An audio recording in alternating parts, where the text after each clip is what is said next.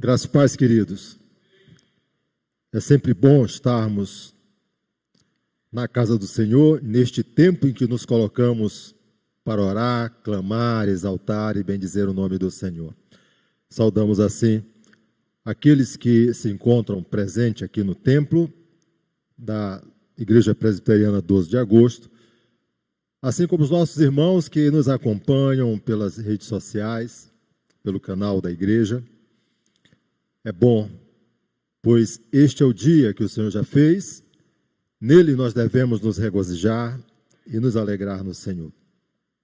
Quero compartilhar um texto da palavra do Senhor que está em Atos dos Apóstolos, capítulo de número 12. Atos dos Apóstolos, capítulo de número 12. Farei assim a leitura dos versículos 1 ao versículo de número 8, mas com atenção especial voltada para o versículo de número 5. Atos capítulo 12, versos de 1 a 8, para que possamos compreender o contexto no qual o texto está inserido.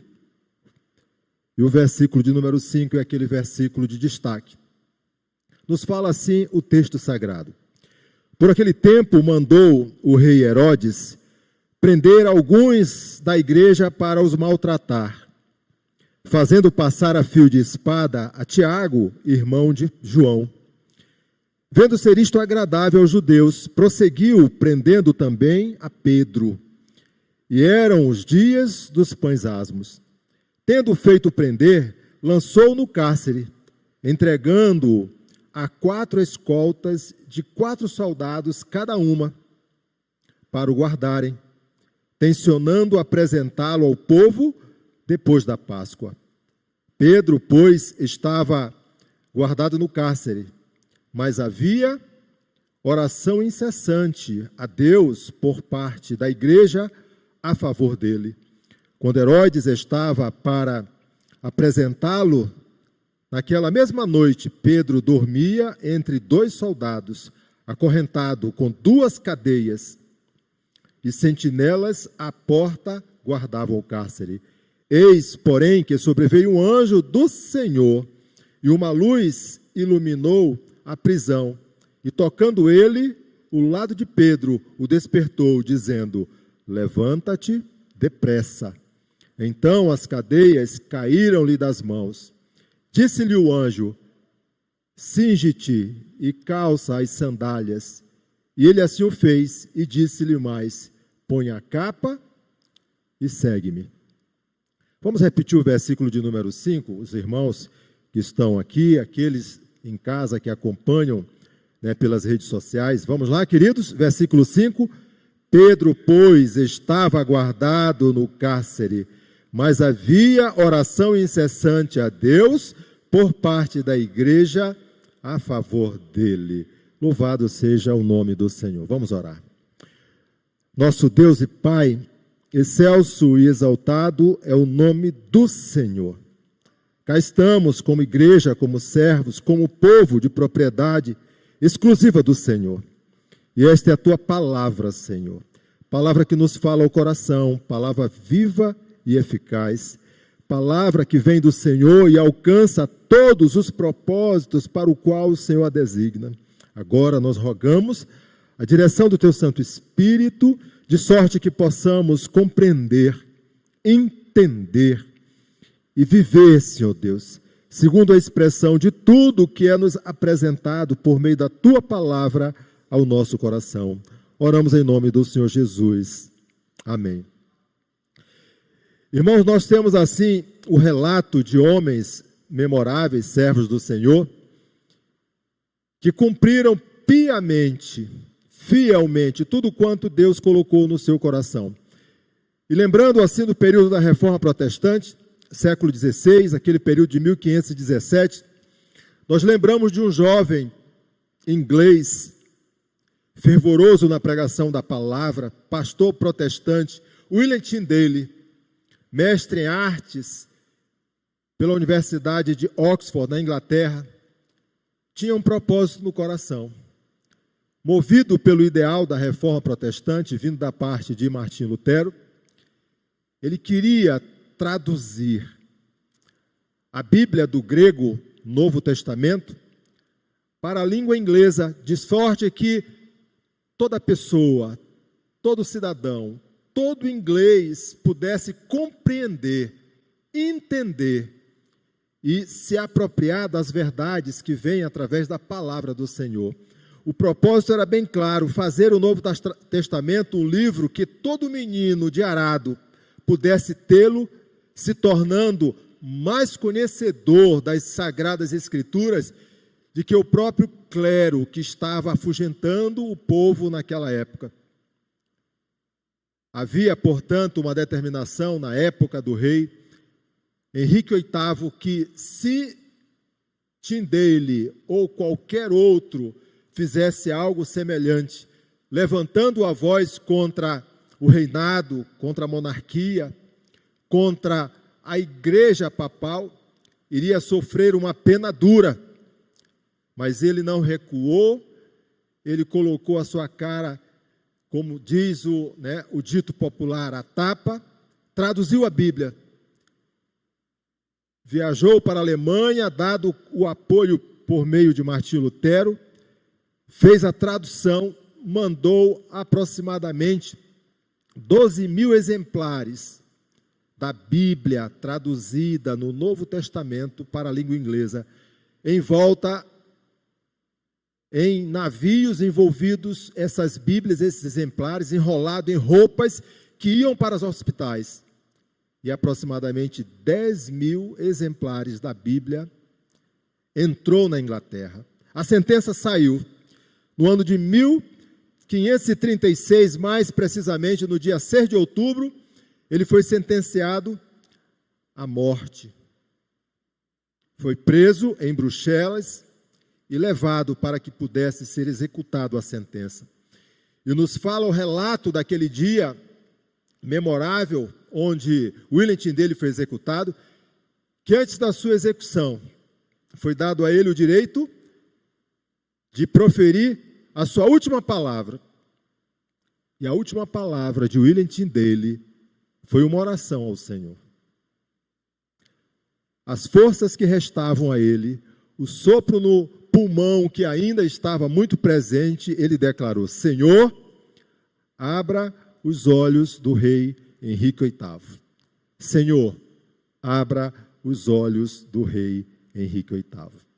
Irmãos, quando nós olhamos textos como esse que nós acabamos de ler, Atos dos Apóstolos, capítulo de número 12, versículos de 1 a 8, mas se os irmãos lerem o conteúdo todo do capítulo, vão entender completamente, com clareza, nós vamos tratar isto aqui, que o momento em que esses apóstolos do Senhor Jesus, notadamente agora Tiago e em seguida Pedro, são colocados, eles estão vivendo um momento de opressão, eles estão vivendo um momento de perseguição, eles estão, portanto, sendo alvo de grande pressão vinda da autoridade, que é um rei, e um rei de coração duro.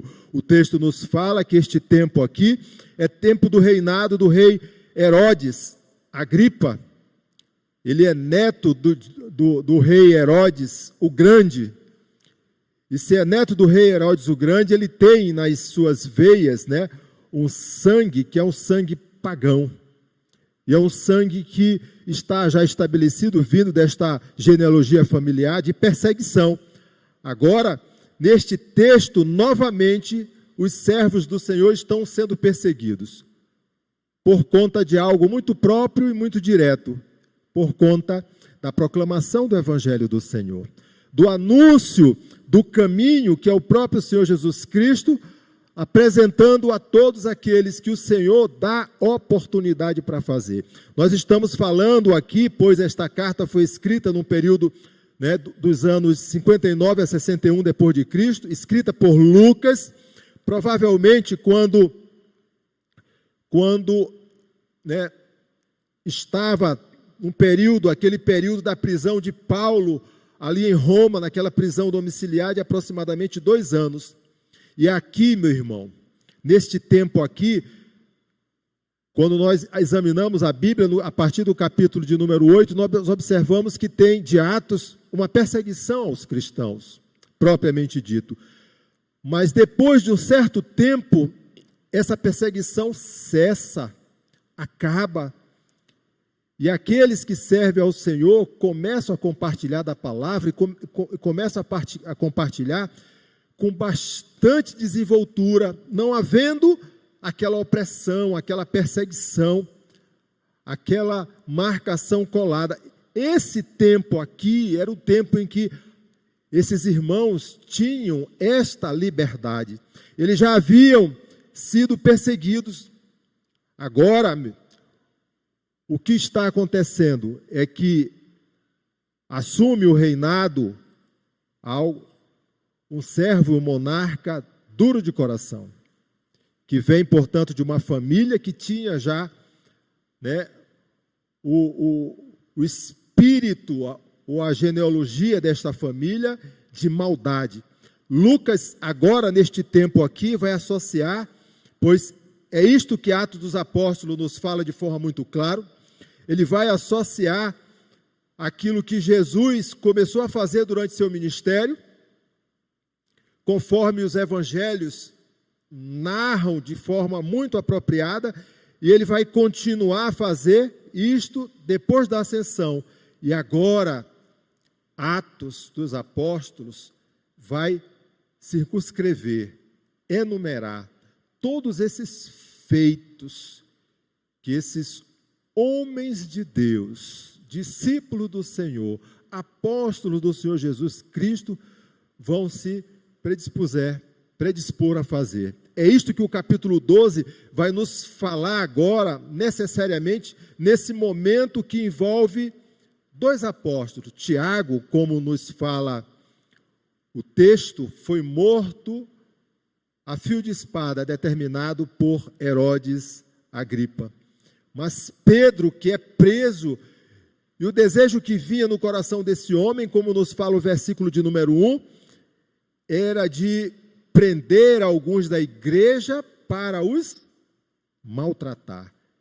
E certamente muitos outros foram presos. Certamente a perseguição aqui, ela era impelida pelo desejo, como nos fala o texto, da própria maldade no coração do homem. Mas nos fala o capítulo que a igreja a qual Pedro fazia parte, ela estava reunida e estava orando, clamando, buscando a presença do Senhor, em favor da vida do seu servo, em favor do livramento do seu servo, em favor da preservação da vida de Pedro. E é nesse cenário, discorrer do capítulo de número 12, que queremos tratar, voltando as vistas para o versículo de número 5, no tema a oração como graça de Deus na vida de seu povo. A oração como graça de Deus na vida de seu povo. Como essa oração é manifestada. Observe que o versículo de número 5 nos fala assim: Pedro, pois, estava guardado no cárcere, mas havia oração. A oração aqui é real. Então, a primeira lição que nós tiramos do texto que nós lemos é que a oração como graça de Deus na vida de seu povo, ela é manifestada porque ela é real, ela existe.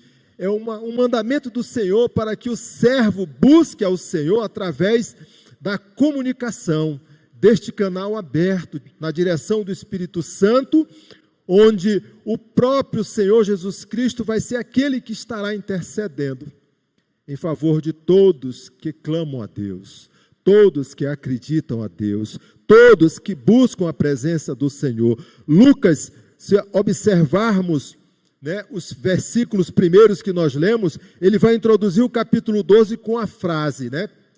Na minha tradução está assim: por aquele tempo. Mas você pode estar com uma outra tradução que introduz a frase assim: ora, por volta daquele tempo. Parece que o narrador, o evangelista Lucas, ele quer excluir uma sequência cronológica que acontece nos capítulos 11 e no capítulo 12. Pois no capítulo 11, já no final do capítulo 11, tem um prenúncio de algo terrível que vai acontecer. Ágabo, o profeta, ele vai anunciar que vai ter fome, que vai ter escassez. Vai ter, portanto, um momento naquela região ali de Jerusalém, em que as pessoas vão passar dificuldade. E, resumidamente, ele vai nos mostrar, nessa forma cronológica, que a fome aconteceu depois da morte de Herodes, no ano 44 depois de Cristo. E aí entram dois personagens, e no capítulo 13, esses dois personagens, esses dois servos, esses dois homens de Deus, eles vão mostrar o quanto importa adorar a Deus, porque são eles, Paulo e Barnabé, eles vão fazer a visita humanitária aos irmãos da Judéia e vão levar não somente a palavra que edifica, que transforma o coração, pois vem da fonte da graça, mas eles vão levar também provisões, mantimentos. Era isso que Lucas estava, de uma forma cronológica, quando ele apresenta logo no primeiro versículo, por aquele tempo, pois coisas haveriam de acontecer. Nós observamos de forma muito clara que a oração como graça de Deus na vida do seu povo é manifestada, quando falamos ainda há pouco, é manifestada de forma real, verdadeira. Os cristãos em Jerusalém, eles estão relativamente livres de perseguição desde a morte de Estevão. Falei ainda há pouco, capítulo 8 de Atos dos Apóstolos, a partir do versículo 1. Mas anos posteriores, a ameaça que outrora vinha de lideranças que se apresentavam como religiosas, os próprios judeus, os saduceus, os fariseus, agora vem por parte de um monarca, vem por parte de uma autoridade que é de dentro da realeza. Herodes Agripa I, no capítulo 12, versículo 1, nós temos esta convicção clara. Por aquele tempo mandou o rei Herodes prender alguns da igreja. E no versículo 2 ele nos faz assim entender, fazendo passar a fio de espada a Tiago, irmão de João. A perseguição estava posta. Por uma razão muito clara, esse homem queria não somente mostrar que tinha força, que tinha poder e que nenhuma outra religião, comunidade, grupo, igreja poderia vir contra aquilo que ele queria. E muito mais ainda, associado ao sinédrio, aos judeus, a essa parte de homens que defendiam a lei, mas não cumpriam necessariamente aquilo ao qual eles se colocavam como defensores. Ele queria se unir, mostrando que era amigo dos judeus. Portanto, fica muito claro aqui que Herodes Agripa, ele manda matar Tiago, irmão de João, porque Tiago, segundo ele, era aquele que conspirava como liderança da igreja cristã. Matar a espada, cumprindo assim aquilo que está posto lá em Deuteronômio capítulo 13, versículo de 6 a 8, era entender que aquele que conspirava, sendo apenas um homem, ele seria morto com um apedrejamento. Aquele que iria, portanto, contra a lei. Aquele que conspirava envolvendo mais de uma pessoa, deveria ser morto a fio de espada. Quando nós buscamos entendimento dessa narrativa, não deveria ser somente Tiago morto a fio de espada, mas toda a cidade que estava seguindo Tiago, que eram, portanto, discípulos do Senhor Jesus. Imaginem, se boa parte da cidade de Jerusalém fosse morta à espada, certamente esse cenário seria outro. Certamente as circunstâncias seriam outras. E agora, meu irmão, diante da morte de Tiago, o rei manda prender Pedro, líder e porta-voz dos 12 apóstolos, com uma assertiva: certamente ele seria morto depois da Páscoa. O versículo de número 4 nos fala isso de forma clara.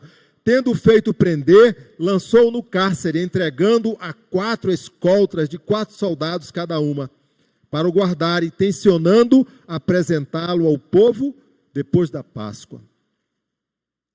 Ele iria concordando com aquilo que viesse dos judeus, dos fariseus, concordar com a execução de Pedro. Isso estava claro. É diante deste cenário que a igreja se coloca em oração. É diante deste cenário que é visto de forma clara a forma pujante da igreja buscar a presença do Senhor. A igreja, ela seja por meio da palavra, seja por meio da oração, ela tem a convicção de que a pessoa que ela tem que buscar é o próprio Senhor, aquele que criou todas as coisas, e na direção do Espírito Santo, Cristo, único e suficiente Salvador.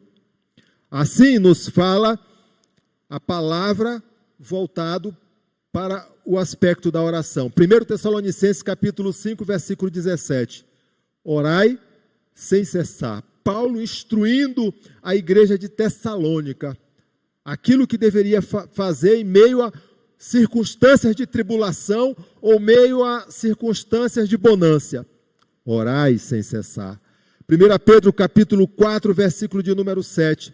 Sede sóbrios e vigiai em oração. A oração é devida a todo tempo, em todo momento. Romanos capítulo 12, versículo de número 2. Perseverai na oração.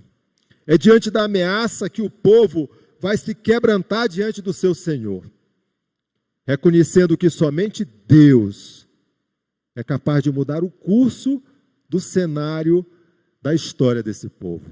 É somente Deus capaz de colocar termo e fazer com que coração de pessoas que são tomadas de poder, de muita autoridade, serem tocadas, a ponto, meu irmão, de ser manifestado quanto importa adorar a Deus. A oração é real, a oração é real.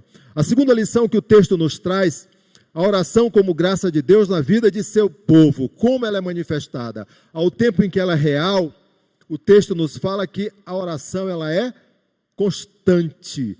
A oração é constante a Deus. É assim que o texto nos fala. Mas havia oração incessante a Deus por parte da igreja a favor dele.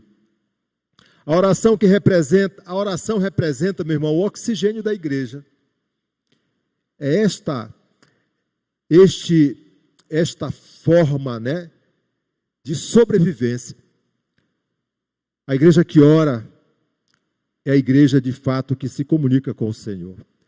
A igreja que ora e ensina, os seus a orar, é a igreja que está reproduzindo o que Deus nos fala e o que o Senhor Jesus Cristo nos ensina, porque o Senhor Jesus vai incitar a cada um de nós a orar, a buscar a Ele, a clamar e a descansar diante do Senhor. O sentido da oração é o sentido vertical, é do menor para o maior, é do servo para o seu Senhor, é da igreja para o dono da igreja. Assim nos fala o evangelista Mateus, no capítulo 7, versículos 7 e versículo 8, da palavra, onde o texto é muito claro: pedi e dar-se-vos-á, buscai e achareis, batei e abre-se-vos-á, Pois todo o que pede, recebe, o que busca, encontra, e a quem bate, abre-se-lhe-á. Irmãos, a oração é esta forma de graça que o Senhor nos concede, nos instruindo na direção que devemos ir, a forma que devemos buscar e o coração da forma e da maneira em que deve se encontrar. O texto, capítulo 12, nos fala que Pedro fora preso e era certo que seria morto nos planos de Herodes. A escolta eram de quatro escoltas, significando que tinham 16 soldados guardando Pedro. Lembrando que Tiago já era morto e muito provavelmente Pedro também seria tirado a sua vida.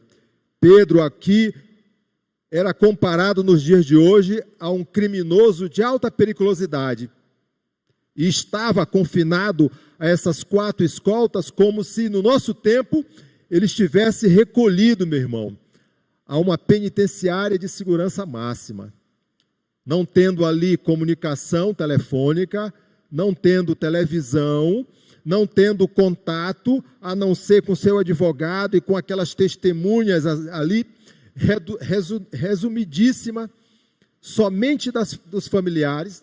Não tinha, portanto, como sair, como se soltar, como sobreviver a isso. O Sinédrio sabia e tinha medo que esse apóstolo, semelhante aos outros que já haviam fugido de circunstâncias semelhantes, pudesse também fugir. Capítulo 5 de Atos, versículo 19, nos fala isso. Pedro, tanto o Sinédrio como Herodes Agripa, sabia que ele tinha realizado milagres, sabia que ele tinha curado pessoas, sabia que em nome do Senhor Jesus, prodígios, usando aquele homem, já haviam acontecido. Herodes não se deu conta, ainda assim, do poder da oração em favor de Pedro. E ele desafiava, não a Pedro, não aqueles apóstolos, ele estava desafiando ao próprio Deus. Ele estava desafiando ao próprio Jesus Cristo. O poder e a glória de Deus aqui estava sendo desafiado. Deus interveio e mostra a Herodes que sua posição é insignificante. E a palavra vai nos falar que veio um anjo de Deus. A teologia sistemática fala isso de teofania. É Deus se apresentando em uma forma para manifestar a graça, o amor e conduzir o seu povo segundo a sua vontade.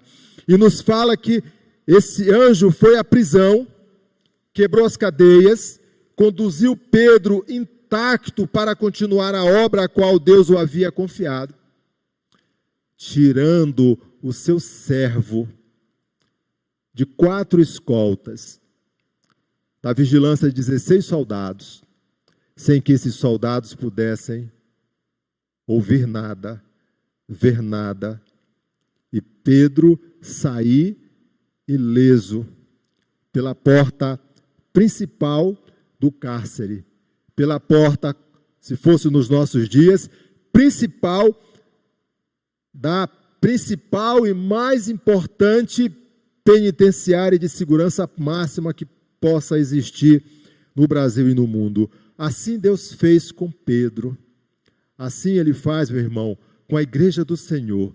Ele faz comigo e Ele faz com você, mostrando o quanto importa adorar a Deus. Mateus capítulo de número 16, versículo 18, o texto nos chama a atenção para algo tremendo, quando Jesus Cristo pede aos seus apóstolos para falar quem Ele é, e Pedro fala, declara: Tu és o Cristo, o Filho de Deus vivo. Mateus capítulo 16, versículo 18. Aí Jesus Cristo responde a Pedro: Também eu te digo que tu és Pedro, e sobre esta pedra edificarei a minha igreja, e as portas do inferno não prevalecerão contra ela. Essa é a igreja do Senhor, que se coloca em oração. Essa é a razão pela qual você e eu, todos nós, saímos de nossa casa. Temos um encontro marcado toda terça-feira, na Igreja Presbiteriana, 12 de agosto, às 19h30, com um propósito muito claro: orar ao Senhor, clamar ao Senhor, entendendo que é assim que o Senhor Jesus Cristo nos instrui, para buscar e achar, para clamar e ser atendido, para nos quebrantar. A oração, o texto nos fala, é incessante ou numa outra versão, fervente oração. A oração aqui perpetrada ao Senhor Deus, clamada ao Senhor, é uma oração com ardor de coração, de alma, de mente, implorando a Deus pela libertação do seu povo. É a mesma oração que nós fazemos quando intercedemos em favor da igreja, em favor dos enfermos, em favor dos projetos, em favor da liderança. É a mesma oração quando nós agradecemos a Deus pela bênção recebida, pelo crescimento espiritual da igreja do Senhor, pelo emprego alcançado, pelo restabelecimento da saúde. É a mesma oração, com ardor de coração, de alma, de mente, implorando aquele que é capaz de responder conforme e no tempo do Senhor. A terceira e última lição que o texto nos traz: a oração como graça de Deus na vida de seu povo. Como é manifestada? Nós vimos que ela é manifestada de forma real, nós vimos que ela é manifestada de forma incessante, e é a Deus, não é instituições, não é a pessoa, é a Deus. E a oração também, ela vem de Deus, ela é manifestada porque ela vem da igreja. É a igreja que ora, é o servo, é a serva, é o povo de Deus é que clama. Mas havia incessante oração a Deus por parte da igreja a favor dele. A igreja, que é uma unidade orgânica, ela possui muitos membros, mas um só corpo. A soma desses membros representa um corpo, que é o próprio Senhor Jesus. A oração não vem de instituições, não vem de partes isoladas, mas de corações contritos em espírito, clamando a Deus por sua graça e por sua misericórdia. Os irmãos nos fala a palavra de Deus, lá no versículo de número 12, olhe na sua Bíblia, capítulo 12 de Atos, versículo 12, o texto nos fala assim: considerando ele a sua situação, resolveu ir à casa de Maria, mãe de João, cognominado Marcos, onde muitas pessoas estavam congregadas e oravam. Aqui está a igreja do Senhor. A igreja estava reunida, tinha, portanto, uma congregação, tinha, portanto, uma igreja que estava clamando, implorando, exultando ao Senhor. E Deus, na sua infinita graça e misericórdia, abençoou, libertou Pedro. Algumas vezes, queridos irmãos, Deus abençoa o seu povo diante do clamor, da oração, da intercessão, e responde. Mas por alguma razão, o servo não consegue discernir a bênção que está recebendo. Como nós precisamos ter atenção naquilo que nós clamamos a Deus, buscamos a Deus, e naquilo que Deus já está fazendo na vida da sua igreja. Nós temos clamado na igreja presbiteriana, a congregação presbiteriana em Aruana, que Deus toque no coração daquelas pessoas que fazem parte do entorno da congregação da Aruana, pois temos assim saído para evangelizar. As casas são casas de muros altos, cerca elétrica, com interfone, e você quase não consegue falar com o morador da casa. você bate e, com raras exceções, você é recebido. Mas louvado seja o nome do Senhor, porque pessoas têm aberto as suas portas, ainda que um número pequeno, mas é aquele número que Deus está reservando diante do clamor que tem sido colocado a Ele.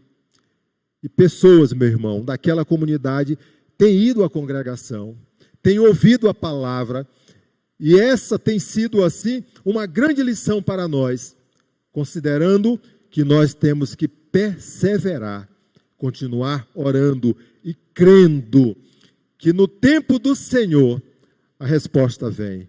No tempo do Senhor a bênção haverá de chegar. Se você olhar para o versículo de número 15, olhe para o versículo de número 15 do capítulo 2. Pedro foi libertado. E agora, Pedro vai àquela casa lá de Maria, mãe de João. E quando ele chega na casa, a criada identifica que é ele pela voz. E ela corre, não abre a porta, fala a todos que estão ali. E a resposta no versículo 15 é de incredulidade. Eles lhe disseram: estás louca.